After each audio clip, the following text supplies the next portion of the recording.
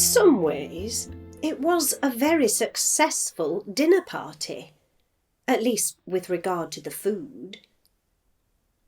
The vichyssoise was delicious, and the venison casserole was a triumph. The conversation flowed well enough, although, as per usual, everything went quiet when we tucked into the crème brûlée. Have you noticed how a decent dessert always requires absolute concentration?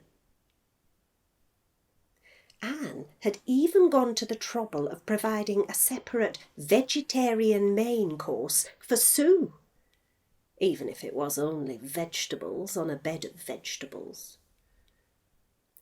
Sue is Roger's new girlfriend. I've heard a lot about her, but it's the first time we've actually met. Anne and Roger and I, along with Anne's husband Colin, we were all at uni together. 25 years ago, can you believe it? They say you form your most enduring friendships at university or school. I think there's some truth in that. I've lost touch with all my old school friends, but fortunately I fell in with a good crowd when I went to uni. Of course, Colin was supposed to be there, but he had to work late. Apparently his boss sets unreasonable deadlines and he's scared of losing his job. I suppose that would be a disaster, with 5 mouths and a mortgage to feed. Come to think of it, if I was an employer, I'd only take on people with a family to support. I'm sure parents would be much more inclined to work unreasonable hours when the only other option is being at home with the kids. That would certainly explain why Colin is rarely home before the children are in bed. So, it's all down to Anne.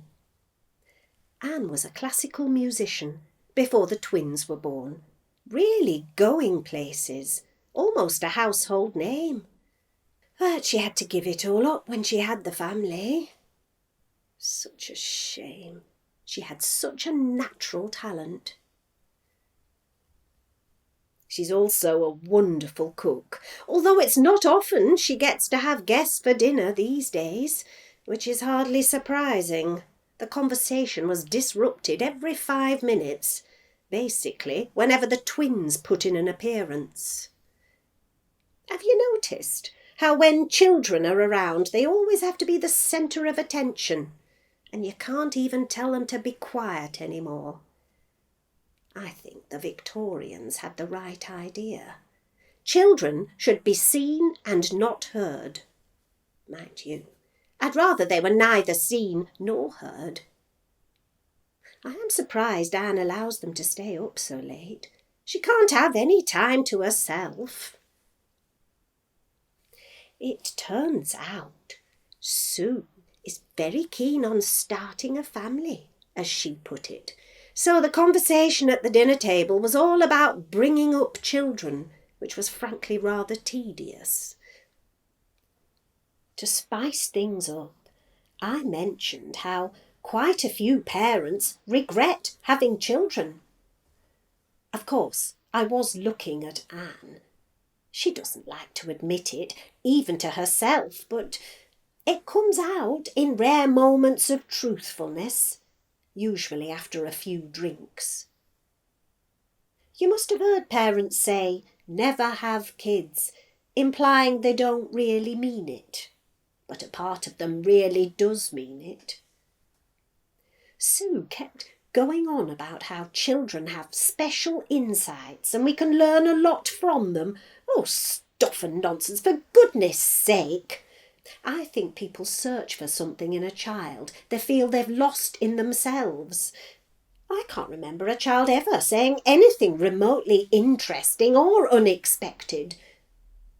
Sue said spending time with children can be very rewarding. She must have a very high threshold of boredom. I can't understand why any intelligent person would want to spend time in the company of children. Would you want to spend time with an adult who had no experience of life and, to make matters worse, was emotionally incontinent? I don't think so. To my mind, parents view their children through rose-tinted spectacles, and those of us who watch from the sidelines can't bring ourselves to contradict an illusion which is so fundamental to their lives. We're too polite to break the taboo. People describe children as innocent. What they really mean is they're naive and unsophisticated. Let's face it, they're far from innocent. They can be vicious, manipulative, and totally self-centred. Look at the way they bully each other, always picking on the most vulnerable or the one that doesn't seem to fit in. They can be pitiless, cruel, and entirely without compassion. To my mind, most people sentimentalise children. Take away the sentiment, you're left with nothing except for the desire to avoid them. I'm just saying we should look at things objectively, like the suffering of children. It's a tragedy when anyone experiences suffering. It doesn't matter how old you are, but have you noticed how paedophiles are the ultimate pariah? I mean, of course they're deplorable, but newspapers make more of a fuss about the suffering of children than any other group in society, even the elderly, who are just as vulnerable. To my mind, the only people who should be allowed anywhere near children are those who don't like them. Anne said there are plenty of openings in children's television if ever I fancy a career change. I can't imagine anything worse. I think Anne sees my freedom and independence as a deliberate challenge to her own way of life, a denial of the value of all the sacrifices she's made. Well, she's made her bed. When I told Sue I actually chose to be child-free, she reacted as though I'm some sort of deviant. Of course, the usual term is childless, implying a lack of something, but we don't describe an operating theatre as germless. When we buy our cigarettes at the airport, we don't say dutyless, we don't say footloose or fancyless, do we? Anyway, Sue implied, because I don't want to have kids, I'm in some way less feminine or less caring. Is it wrong to want a life that's not dominated by sleepless nights, baby food, pushchairs, dirty nappies, mumps, measles, vomit, gaudy plastic toys, school league tables and grumpy teenagers? Sue thinks I'm afraid of responsibility. I told her I wouldn't take responsibility for an aspidistra, let alone a child. I don't even want a dog or a cat. They'd only cramp my lifestyle. Not that an aspidistra would necessarily cramp my lifestyle. Don't get me wrong, I love dogs and cats. I love small, cuddly things, just as long as they're not human. Halfway through dinner, Charlotte woke up. So, of course, Sue wanted to see her. Anne offered to bring her down. I said that wouldn't be necessary. And then Sue had to hold the baby. Like the majority of infants, it's an ugly, scowling little thing with a wrinkled red face. It was tightly wrapped in some sort of white sheet. I was reminded of the creature in Eraserhead, but I kept that thought to myself. After a while, Sue proffered the baby towards me, but I refused to accept it. Roger was the next victim. Well, he clearly didn't know how to hold it. I don't think he was any more enthusiastic about it than I was. He made some comment about it being surprisingly heavy compared with a dog or a cat of the same dimensions, that without fur, its volume to surface area ratio was so much higher. Needless to say, Sue wasn't happy with what I thought to be a perfectly reasonable scientific observation.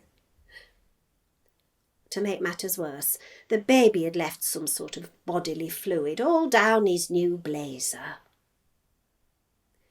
It's not that I hate children. I don't have a strong emotional response of any kind.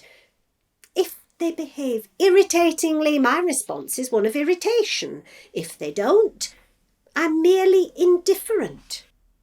There's nothing deeper. I went to school with them, actually. Although I must admit I couldn't stand the other children, even then. My attitude towards most of my schoolmates was one of disdain. I found them irritating, ignorant and tedious.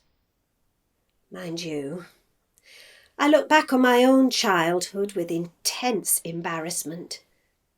I'm sure if I met myself as a child, I'd run a mile.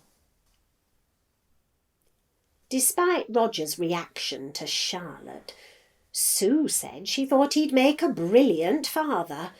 I asked her if that was what she saw in him. She didn't like that, but Roger's an old friend. I'm concerned for his happiness. I'm wondering if he's doing the right thing. He used to be just as opposed to having children as I am. He once told me he despaired of meeting a woman who was interested in him for himself and not for his potential to procreate. Well, isn't that Sue in a nutshell? He told me he'd become very adept at listening to the faint sound of the ticking clock. He's not the only one. I've spoken to several male friends over the years, and not a single one expressed an independent desire to have children. But most of them eventually fell under the spell of a woman with an obsession. Either they were blinded by passion or they were too weak to stand up for themselves. From what Roger told me, when he first met Sue, she wasn't remotely attracted to him. She had him doing all these DIY jobs around her house, and when he told her how he felt about her, she said she saw him as a friend and not a lover, someone she could rely on. I think Roger's been in that situation before. Some women seem to enjoy this sort of unbalanced friendship, where the man wants more than she's prepared to give. I suppose they find it flattering. She took advantage of his generosity for years before her maternal instincts kicked in with a vengeance, and all of a sudden she saw him as suitable relationship material. Suitable father material, more like. I suppose it's her last chance. She must be 40 if she's a day. I think Roger only agreed to have a child with Sue because he doesn't think he can do any better. Let's face it, he's well past his prime. Sue said there's nothing wrong with a woman being attracted to a man because of his paternal qualities.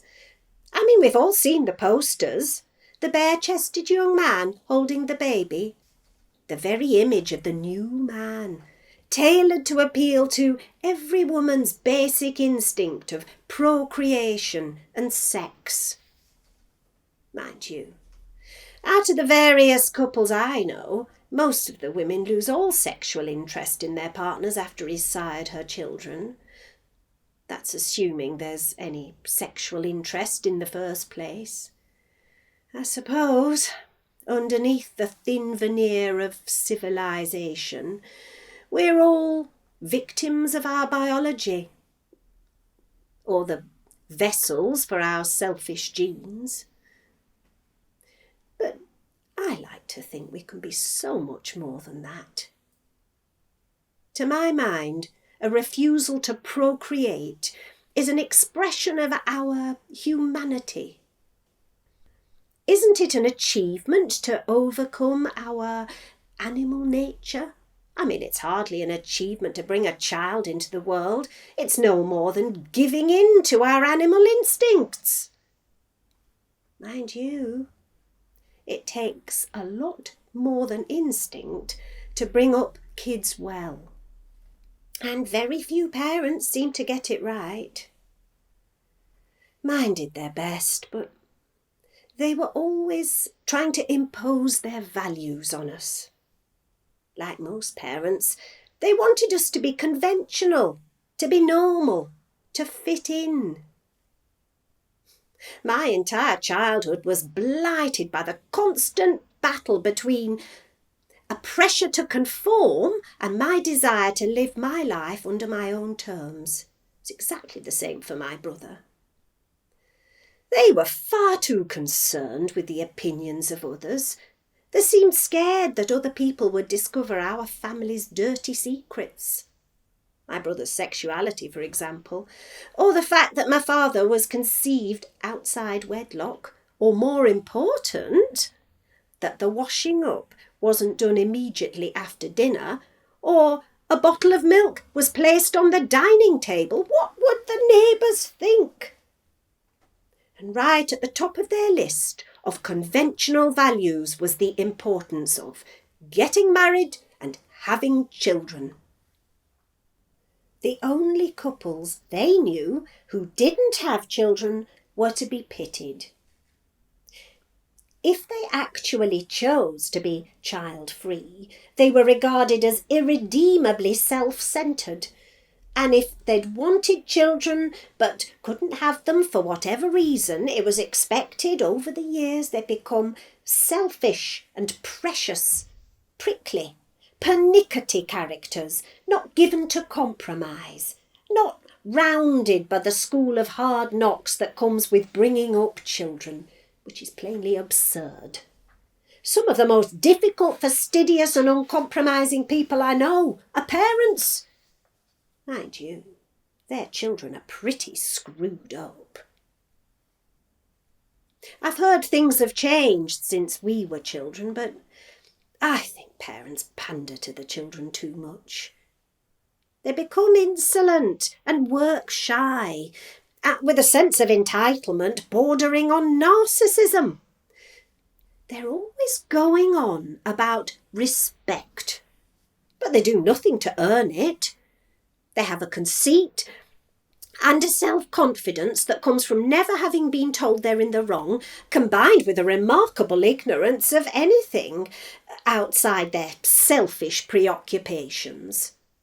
They're arrogant, but with nothing to be arrogant about. I suppose it's quite an achievement when parents do manage to get it right. Anne has no idea how to deal with her twins. Every strategy she adopts always seems to backfire. She's certainly not the woman I knew. What happened to the vivacious, joyful Anne? What happened to her love of the arts, her inquiring mind, her individual spirit? Now, she's no more than a carbon copy mother, preoccupied with the mundane demands of parenthood and permanently exhausted. If ever I'd had the slightest urge to have children, I'd only have to look at Anne. At least she recognises what she's missing. When most people become parents, they lose all sense of alternative values. Even interesting people have no choice but to conform, their individuality ground down by the practicalities of child rearing.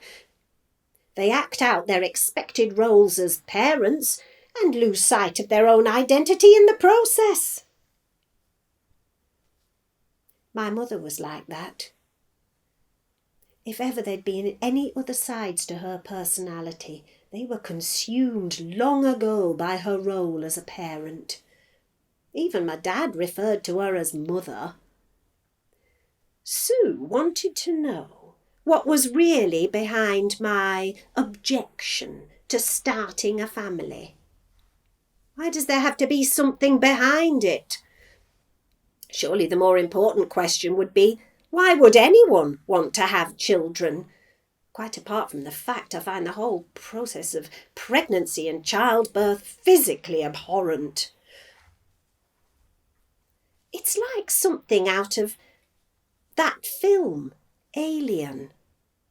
Having a parasite growing inside me, distending my stomach, causing agonising pain as it emerges into the outside world. The only difference is the parasitic relationship continues for the next 20-odd years. Anne and Colin used to travel to far-flung places, seeing extraordinary sights, experiencing different cultures and ways of life. Now they spend their holidays going to Legoland or Harry Potter World. They both had a taste for Michelin-starred restaurants. Nowadays, the best they can do is children's hour at McDonald's. I accept that my choice is a selfish one, but I don't feel guilty about it.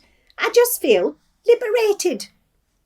The reasons for wanting children can be just as selfish, like the desire to have someone look after you when you get old, or having your family round your deathbed.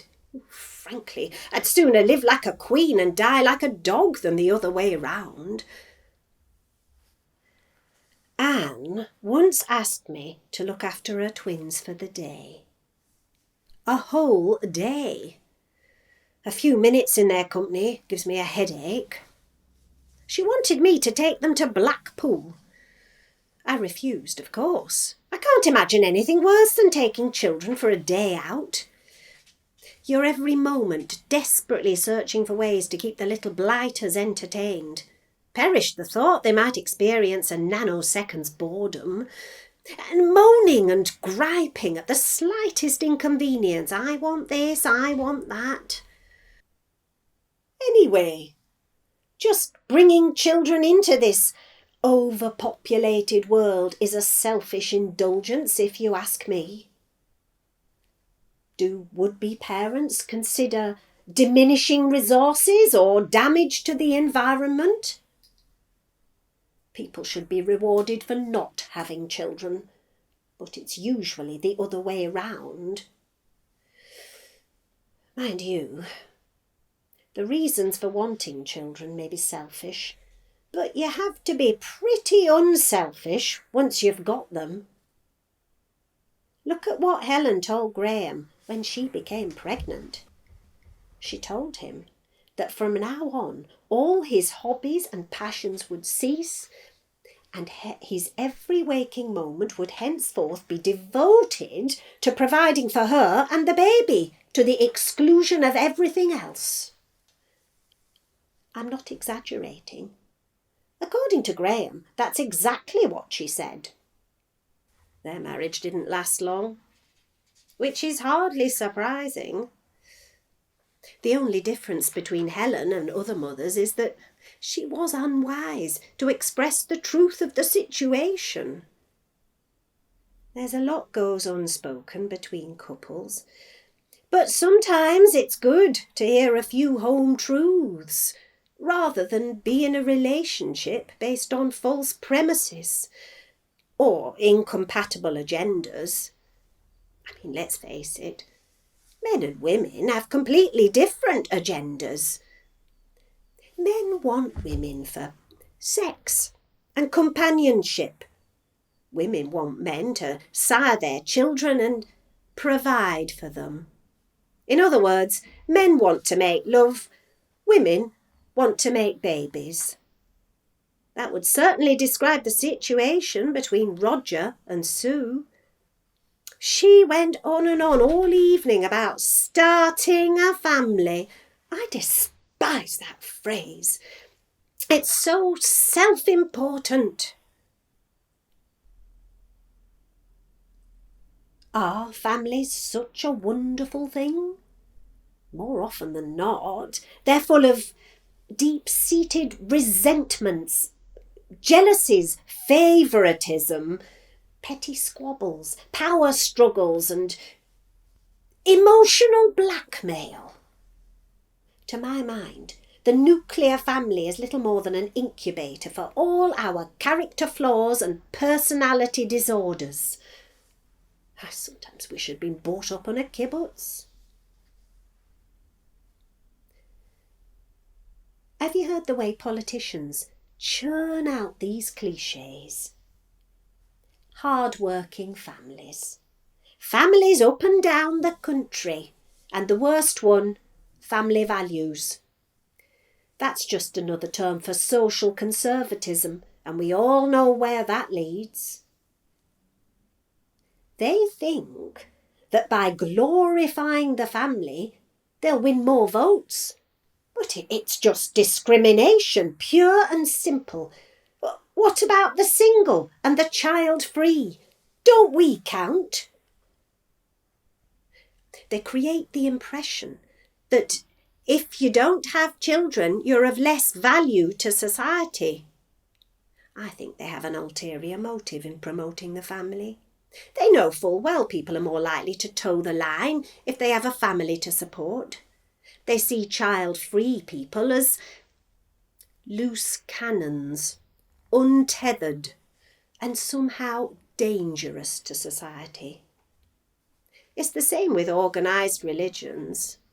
They know full well that children born into a stable family are more likely to follow the religion of the parents, and they prohibit all forms of sexual activity that doesn't increase the size of their flock.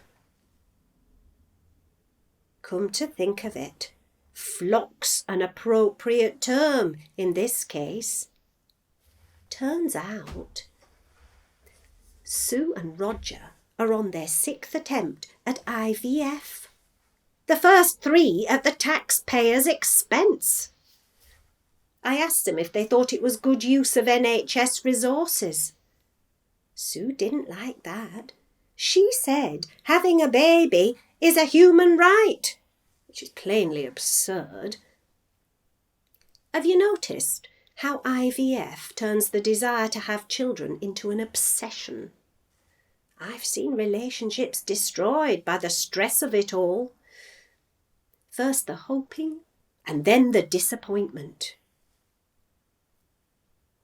Between you and me, I think Roger's secretly hoping the IVF won't work. He's in a relationship with a woman who desperately wants to have a child, and he's paying a fortune to make it happen, but I think in his heart he's hoping the IVF will fail. But if it does fail, will Sue stick around? Perhaps he's hoping she'll grow to love him for himself, but I think he's on a hiding for nothing. I implied as much over dinner. What I actually said was, I don't enter into a relationship because I need something from it. All I want is the pleasure of someone's company and the passion. Isn't that purpose enough? Sue didn't like that. She only has one purpose. She said that in films and novels, a couple having a baby is always seen as the ultimate happy ending. She's right, of course, but to my mind that's just a lazy and narrow-minded cliché. I tend to avoid dramas about families. They're only interesting if the family is highly dysfunctional, like real families. I hit the fast-forward button whenever children appear on the screen. On the train, only yesterday, I couldn't read my book because a little girl was subjecting her mother to a barrage of inane questions. I tried not to listen, but it was impossible to ignore her high, piercing voice. Why do children have such high-pitched voices? The mother was clearly exasperated, but she was patiently answering every question. I suppose she's what you would call a good parent, but it was a major source of irritation to everyone else. And many of her answers were inaccurate or misleading. I felt like correcting her on a number of occasions. There should be child-free carriages on trains, and child-free days at museums and galleries and restaurants, or at least child-free periods. Happy hours, in other words. What I resent is the self-righteous attitude of parents who expect you to tolerate their kids' behaviour. They brand me as selfish. But what about their lack of consideration for anyone outside their family's little bubble of selfishness? Anne seemed a bit under the weather. She never has a moment's peace with her twins. They're so uncooperative about absolutely everything. If they were anyone else's kids, she'd be appalled at their behaviour. They're greedy, ungrateful, and manipulative. It's as if they're deliberately malicious. It's really getting her down. She tells me she feels trapped, but at least I get to see Anne. I'm always disappointed when a close friend has a child. Tanya was another of our university circle. I've hardly seen her since she had the baby. That's her choice as much as mine. I once asked her if I could see her on her own, without the baby, but she took it as a personal insult. Apparently, they're inseparable. They come as a pair or not at all. When Tanya was younger, she used to be dead against having children. When I reminded her, she denied it. It's as if her memory has been wiped, some sort of self-inflicted brainwashing. She's certainly changed.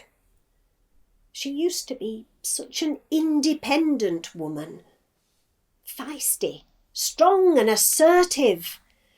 Now she just seems so needy, so desperate for her child's unwavering affection. I think she's had a crisis of identity. I suppose being a parent gave her a purpose, a role in life. She used to fancy herself as a photographer. She'd email all these interesting pics, really creative. Now all I get are photos of her daughter. And you should see the Christmas cards. The kid grinning inanely on the front, and inside she goes on and on about her school grades and stuff. Why do parents automatically assume you're interested in their children? It's like those signs in the back windows of cars. Baby on board. I mean, what are these people trying to say? I think it's a case of, look at me.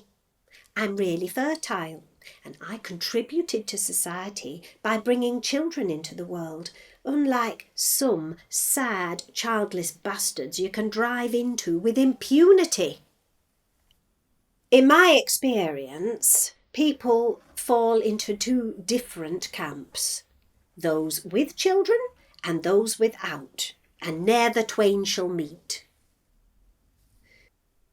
You see, I didn't want to lose yet another old friend. I could easily see Roger going the same way as Tanya.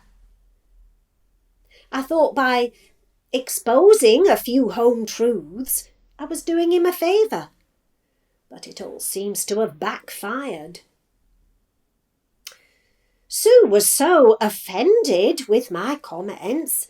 She told Roger that if he valued their relationship, he'd have nothing more to do with yours truly.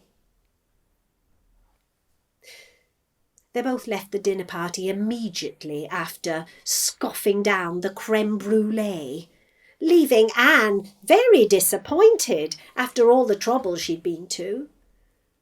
They didn't even stay for coffee.